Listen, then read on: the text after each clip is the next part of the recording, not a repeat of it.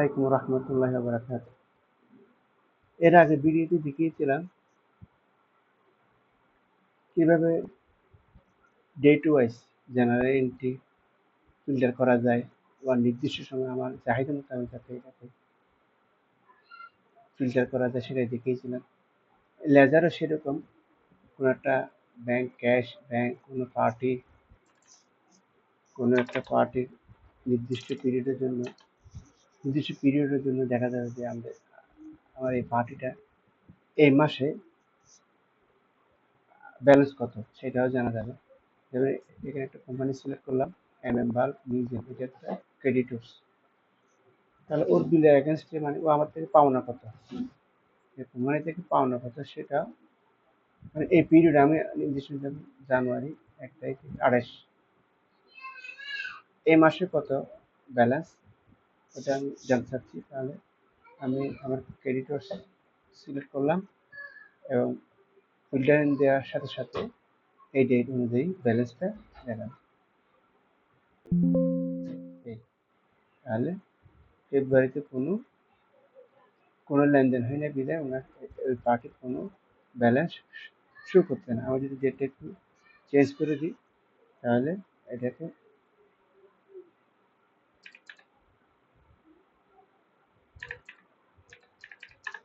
হ্যাঁ 8টা date change করে দিলাম, ফিল্টার করে দেখি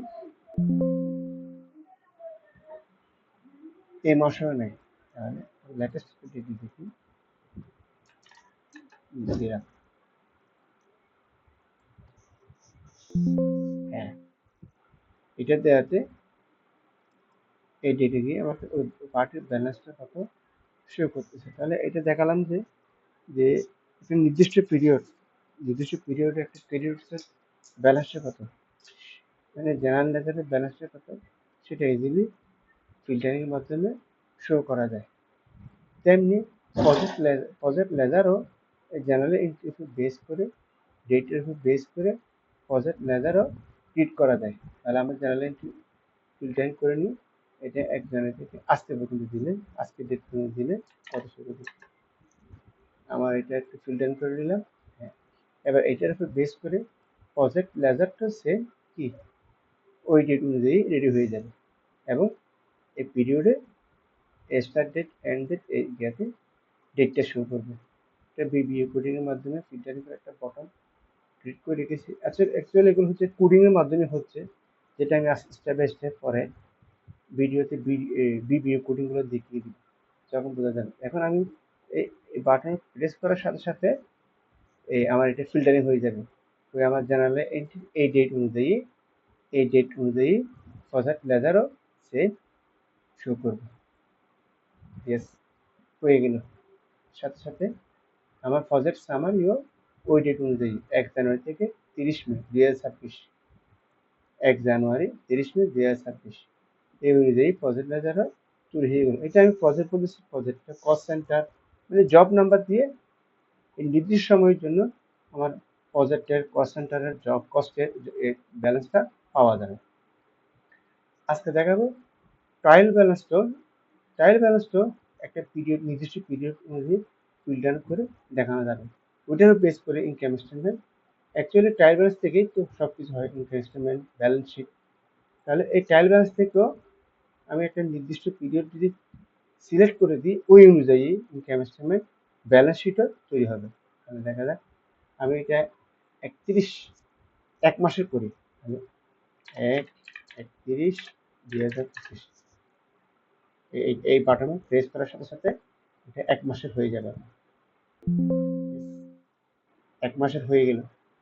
এখন আমি 1 মাসেরও ইনকাম স্টেটমেন্ট বের করতে পারবো, ব্যালেন্স শিট বের করতে পারবো। এখন কি হবে, 1 মাস শুরু হচ্ছে আমার ইনকাম স্টেটমেন্টও আমি যখন এই বাটন প্রেস করবো সাথে সাথে এটা 1 মাসে হয়ে যাবে এবং পিরিয়ডটা এই দুইটা জায়গায় শো করবে। অ্যাকচুয়ালি এটা আমি কাস্টমাইজ করে সাজিয়েছি, যদি কারো প্রয়োজন হয় কারো ইচ্ছা মোতাবেক আমি এটাকে সাজিয়ে দিতে পারবো।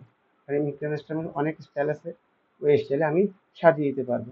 এখন আমি এই বাটনে ক্লিক করার সাথে সাথে আমার ওই পিরিয়ড অনুযায়ী ট্রায়াল ব্যালেন্সের 1 মাসের পিরিয়ড অনুযায়ী ইনকাম স্টেটমেন্টটা রেডি হয়ে যাবে। দেখা যায় এই প্রেস করার সাথে সাথে এটা পিরিয়ডটা চেঞ্জ হয়ে গেল এবং 1 মাসের ইনকাম স্টেটমেন্ট রেডি হয়ে গেল।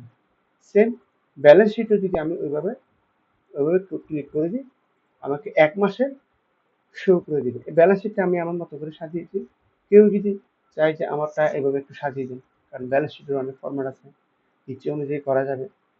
তাহলে এটাও সেম, আমি এই বাটনে প্রেস করার সাথে সাথে এটা 1 মাসের ব্যালেন্স শিট হয়ে গেল। 1 মাসের ব্যালেন্স শিটটা রেডি হয়ে গেল। তাহলে এভাবে অনায়াসে বিবিও কুড়ির মাধ্যমে ইচ্ছে মতো সাজানো যায়।